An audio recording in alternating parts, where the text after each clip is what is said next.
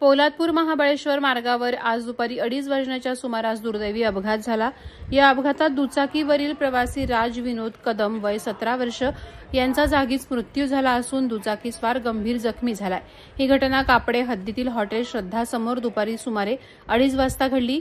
राज विनोद कदम वय 17 राहणार चोळई पोलादपूर आणि आदित्य सतीश पवार वय वर्ष 19 राहणार चोळई पोलादपूर हे आपल्या ताब्यातील दुचाकी क्रमांक MH06 CR 8064 ही पूजेचा कार्यक्रम आटपून घरी येत असताना श्रद्धा हॉटेल समोर पोलादपूर बाजूकडून एक अचानक वाहन आल्याने पाठीमागे बसलेले राज विनोद कदम यांनी गाडीवरून उडी मारल्याने फिर्यादी यांचा स्कूटरवरील ताबा सुटून स्कूटर रोडवरून घसरून अपघात झाला। या अपघातात आदित्य सतीश पवार हे गंभीर जखमी झाले होते तर राज विनोद कदम यांचा दुर्दैवी मृत्यू झाला। दुचाकी चालक आदित्य सतीश पवार राहणार चोळई पोलादपूर हे सध्या ग्रामीण रुग्णालयात उपचार घेत आहेत। घटनेची माहिती मिळताच पोलादपूर पोलीस ठाणे आणि श्री कालभैरव रेस्क्यू टीम यांनी घटनास्थळी धाव घेतली।